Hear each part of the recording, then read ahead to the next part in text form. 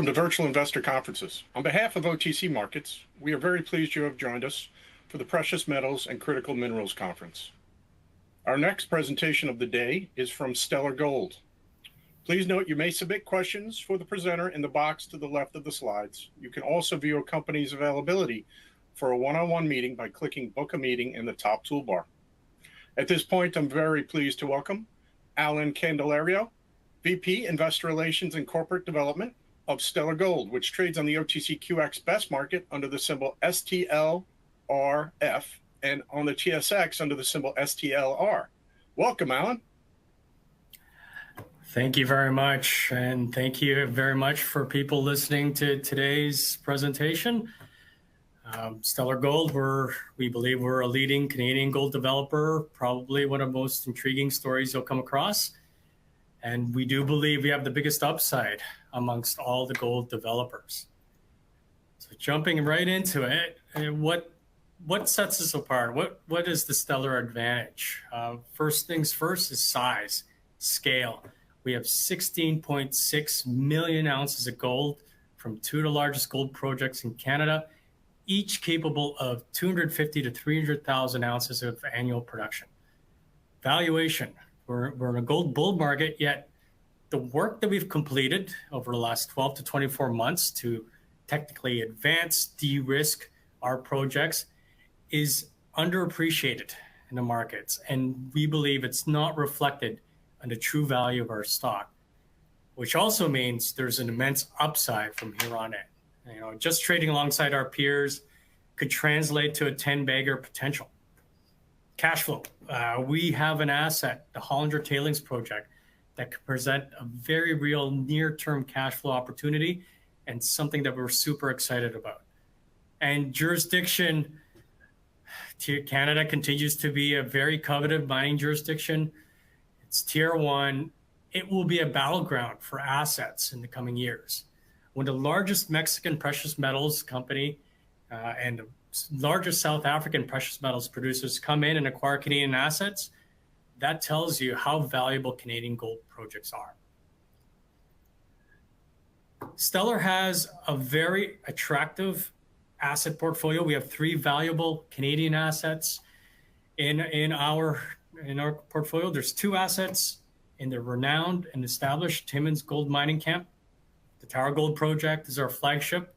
It's a generational asset, 11 million ounces and growing, large scale, almost 20-year mine life.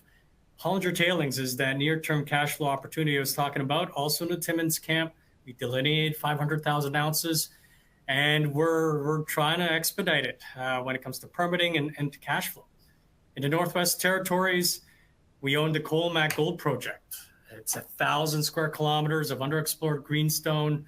We delineated 5 million ounces, but we think that's the tip of the iceberg because this could be an entire mining district in the future. We have, like I said, 16.6 million ounces in our global resource inventory, predominantly open pit ounces. That's roughly $70 billion of in situ value at today's gold prices. It's one of the largest mineral inventory you'll probably see in a junior, in any gold junior. And another way to look at these ounces is replacement cost. Look, discovery costs these days have gone up to $100, $150 to find the next ounce of gold. So if you want to start a gold company from scratch and grow the resources to 16.6 million ounces, that's going to cost you close to $2 billion plus in exploration, development costs, probably take more than 10 years to delineate. This is why it's cheaper these days for producers to acquire ounces than to organically grow them. So there's a lot of value already underpinned in Stellar Gold based on our resources. Large scale, safe jurisdiction, these assets are very scarce. Here's the landscape of undeveloped gold projects in Canada. There are only 6 gold projects in Canada that can produce 3 million ounces plus life of mine, 270,000 ounces of average annual production over a 10-year mine life. And we happen to own 2 of them in Tower and Colmac. So you are getting a unique value proposition with Stellar, with these two assets in our portfolio. And when it comes to comparables, this is the opportunity for Stellar investors coming into the story. The table on the left is a table of notable large-scale gold projects that can produce 250,000 ounces plus. You can see that on average, the enterprise value to total resources, these companies are trading at $175 per ounce. And if you look at enterprise value to the life of mine production, it jumps up to $270 per ounce. Stellar, with our assets, we are $7 per ounce and $13 respectively from an EV to total resources and life of mine production. This is the opportunity. This is a very attractive entry point for investors looking at the story. The difference between ourselves and our peers is these projects are mostly de-risked. They have feasibility studies in hand. Most of them have permits in hand or have started construction. As we continue to de-risk Tower and Colmac, as we continue to do trade-off studies, infill drilling, environmental baseline work, community engagement, advancing into feasibility studies, so a lot of the non-sexy stuff, we believe we can bridge that valuation gap between ourselves and our peers. Gold price doesn't have to go up significantly to see the value in our story, and we think there's a 10-bagger potential from here on in. Can you say the same thing about Snowline? It's trading roughly at $3 billion market cap. Can it go to $30 billion? Perpetual Resources, it's trading at $4 billion market cap. Can it go to $40 billion? So we think we have the best upside opportunity amongst the developers. It's funny, when you look at the corporate presentations of some of our peers, they conveniently leave out Stellar Gold from their comp tables because it just skews the multiples and disrupts their narratives, because we stick out as a very attractive opportunity. And on the right, you can see the takeout multiples for Canadian gold projects. It's about $113 takeout value per ounce. And like I said, Canada is going to be a battleground for assets in the future. And both of these metrics underpin, again, the value of Stellar, an attractive entry point, and minimal downside risk from our perspective. Currently, on our balance sheet, we have $45 million of working capital. Our market cap is 200 million Canadian.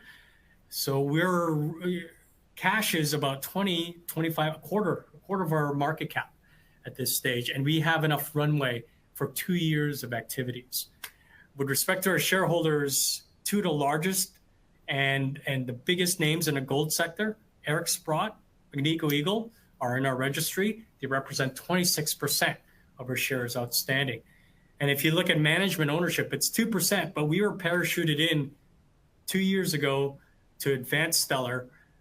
We have been actively buying these shares in the open market. There's no founder shares, minimal RSUs, and collectively, we purchased close to $3 million worth of stock over the last couple of years. Can you name any gold developer right now in bull markets where they've been steadily acquiring their own shares? More often than not, you see that they're exercising shares or collecting RSUs. Not us. We do have skin in the game. We're well aligned with our investors, especially investors that are coming in. For Stellar to unlock value, the strategy is simple. We're going to continue to advance, de-risk the Tower Gold project, our flagship, to shovel ready, to FID, which we believe will be the catalyst for re-rating our stock. That's already underway. Hollinger, similarly, we're going to continue to advance the permitting, really drive it to cash flow as soon as we can.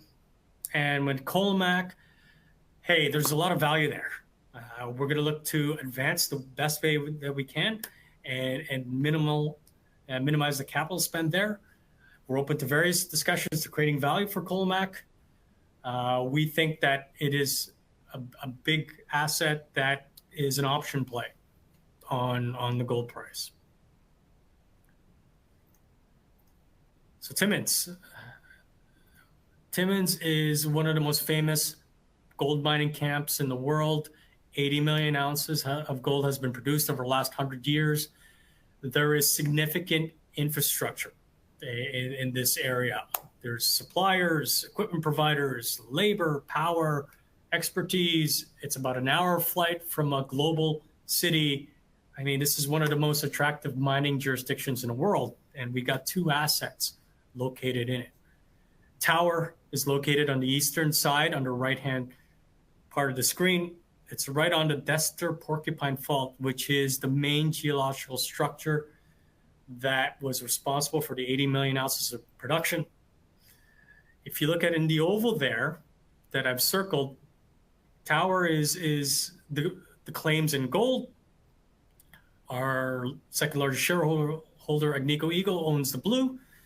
And yeah, within that oval, there's roughly, potential for 20 to 30 million ounces of gold, where we own 11 million ounces. Long term, this area feels ripe for consolidation, for a centralized processing facility, for maybe 50 years of mine life.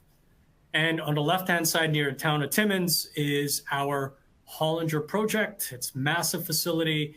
When you're flying into Timmins, you could see it sticking out like a sore thumb. Earlier this year, we put out a preliminary economic assessment on Tower. It's a revamped mine plan, revamped economics.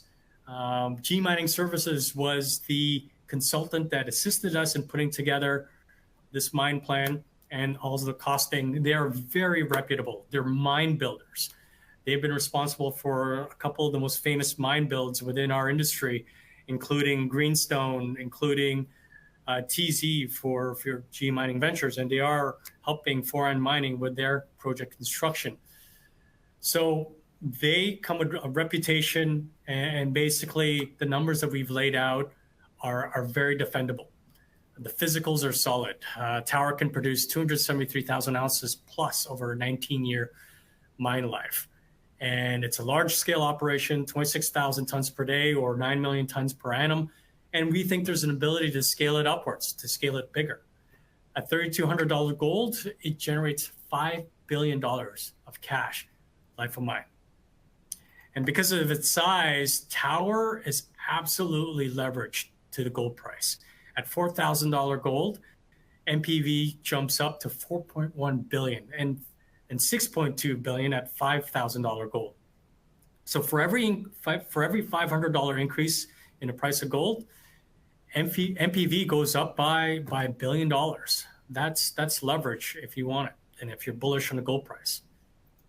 When it comes to the metrics of Tower, here's what the mine plan looks like and the cost and capex. It's an open pit operation with underground. Average grades are 1 gram per ton through the mill. 5.2 million ounces life of mine with a 19-year mine life, but there's runway to continue to expand and grow the resources. What's important is we baked in real world defendable cost and capex numbers. These numbers are benchmarked against recent mine builds and operations, like Equinox's Greenstone mine, which is of similar size and scale as Tower. It was completed last year or started production last year. Initial capex is 1.8 billion, which is similar to the capex we've outlined for Tower. That's why this study, we believe, has a little bit more rigor. It's a PA plus study. The costs are defendable and they're real. We think that 11 million ounces for the Tower Gold project is just a start. We think there's runway to find more ounces. In this slide, you can see areas that we've identified where we can easily grow the open pit ounces. And these areas are also higher grade near surface material. So there's an opportunity to really expand Tower, significantly enhance the economics. Hollinger. So Hollinger, the Hollinger mine, which produced between 1910 to 1968, close to 19 million ounces over that span at 10 grams per ton. So approximately 50 to 60 million tons of waste was placed in the tailings facility that we now own. We put out a mineral resource estimate showing 500,000 ounces of gold at 0.36 grams per ton, and there's a higher grade area that's 0.41 grams per ton. We think the drilling we did earlier this year covers 75 to 80% of the facility in terms of tonnage, so there's an opportunity to grow the resources. Network has come in favorably at 61.3% recovery using conventional methods, which is the same configuration of the mills within 25 kilometers of Hollinger. So when you factor in today's gold price, recoveries, grade, we think there's about $17 per ton Canadian in all-in costs because there isn't any CapEx. It's mainly haulage and processing that is required to extract the gold. When you factor all those things in, you're looking at $25 Canadian of a pre-tax free cash flow per ton. Times that by 50 million tons, you're looking at 1.2 billion of pre-tax cash flow sitting in our facility. This is the smallest of our projects, and this project alone, we think, is probably more valuable than our current market cap. There's close to 8 million tons per annum of excess processing milling capacity nearby. And for the mill owners in the area, there is a win-win scenario because our material can help fill in the excess capacity and lower the operating costs of the operator. Changes to the Mining Act also make this attractive. There's a new Mining Act that allows for reprocessing of tailings in an expedited manner where you don't have to submit a closure plan. We think we could get this tailings project permitted in 2027. Again, no CapEx, just shovel truck to the nearest milling facility. We think Hollinger is just a win-win-win scenario for the city of Timmins, for the mill owners, and for Stellar shareholders. Permitting is underway. It's undergoing the new permitting regime as we speak. We'll keep the markets posted on our progress. Colmac in the Northwest Territories.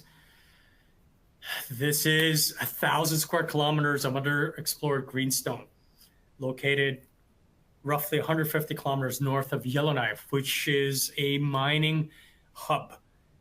It's 3 times the size of the Timmins Gold Camp, if you can believe it.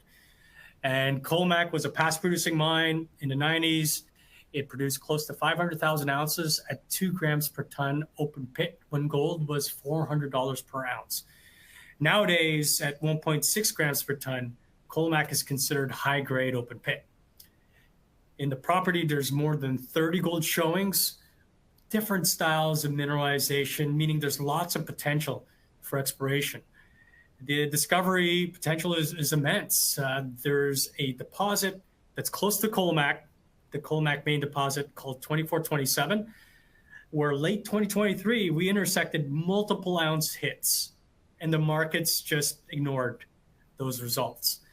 And yeah, there's also an area north where we intersected zinc without looking for it. So there's VMS style potential. However, it's a lot of time and effort, cost to continue to advance Colmac. It's still an important piece of our portfolio, but a lot of our dollars are dedicated towards advancing our Timmins project. But long term, we believe that Colmac is going to be a future mining district because of its large scale, size, and potential for discovery. We put out a PA in 2023 based on those 5 million ounces, showing 300,000 ounces of production over 11 years. Take the numbers with a grain of salt. We have to update the cost, CapEx numbers, but we still think that there is a lot of value because grade at 1.6 grams open pit continues to be king in our industry. And we still think there's a lot of value. It's an upside play on the price of gold, and we're looking for ways to create value for Colmac. And finally, management team. We have a team that is experienced in mine building, project financing, M&A, even operations in Canada. Our CEO was involved in several mine builds in Canada, was also involved in the last mine built in the Timmins camp. So as a team, we are well equipped to continue to advance our assets, continue to de-risk them, and unlock the potential and re-rate from here on in. So we have a strong team to support advancing the Stellar Gold story. That's Stellar in a nutshell. Again, size and scale, 16 million ounces plus from 2 large-scale projects. We think it's an attractive valuation at today's prices. We do have an asset that gets us in cash flow sooner rather than later. And when it comes to jurisdiction, Canada continues to be very coveted. It's going to be a battleground for assets. So that's the formal presentation. I'm going to jump into Q&A, and I'm going to take a look at some of the questions.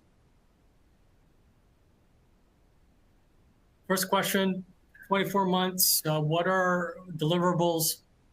Wow, a lot of things can happen in 24 months. Getting permits in hand for Hollinger is one of the key catalysts. We're driving towards that. Maybe we can get it sooner, but the permitting is underway, and obviously discussions when it comes to where to place those tailings are going to be underway as well. We're continuing to de-risk Tower to pre-feasibility study in 2027. So planning stage, we're doing trade-off studies. We're going to be launching our exploration program next year to infill drill and to really increase the confidence of our resource. That's happening. But a lot of the work is really non-sexy stuff. Like I said, it's de-risking projects, getting it to a place where we have higher confidence. The second question that I've received, Tower's path to PFS will require significant capital. Indeed, I think we have a chunk of that capital with our working with that 45 million working capital. There are other ways to generate the funding to bridge that gap without having to go to the markets. We're open to whatever ways to monetize Colmac and Hollinger as well. We're not going to give it away. We're not going to give these assets away. We think that there's a lot of value there, but we're open to JVs. We're open to outright sales that will help fund and advance our Tower Gold project, which is our primary focus. Also, about 80% of our ounces are unencumbered by royalties, which is another way to raise non-dilutive forms of capital.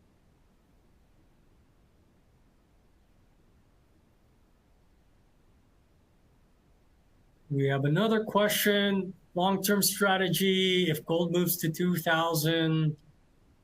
I mean, if gold goes to 2,000, we would basically just focus in on one of the assets.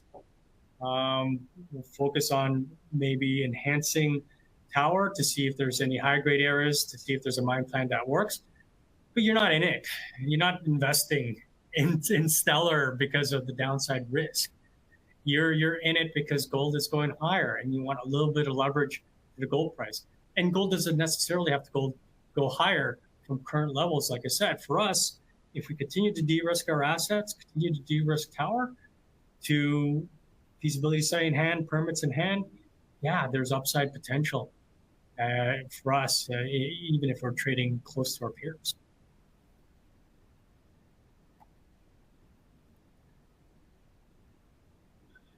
Yeah, de-risking milestones between 26, 27, again, not in one or two specific things that stand out when it comes to catalysts, but we're driving towards getting to the pre-feasibility study in hand for Tower, completing our baseline work, and looking towards submitting an EA process.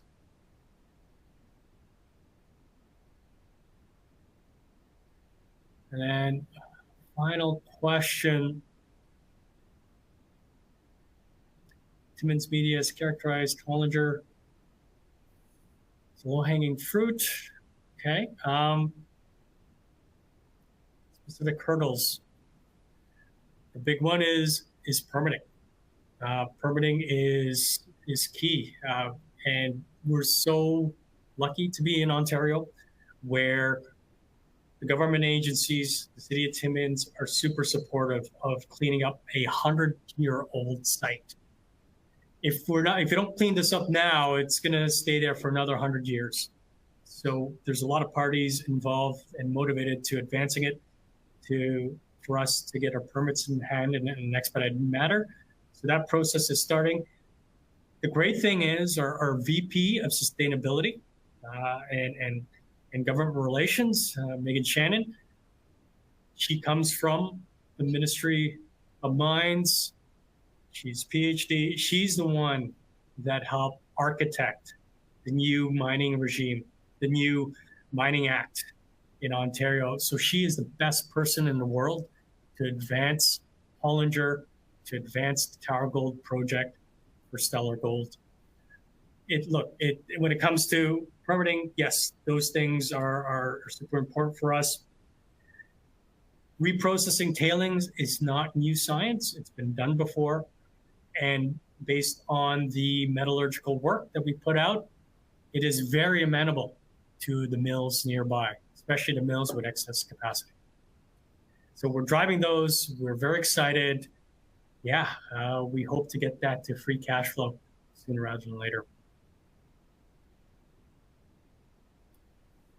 I think that's it for questions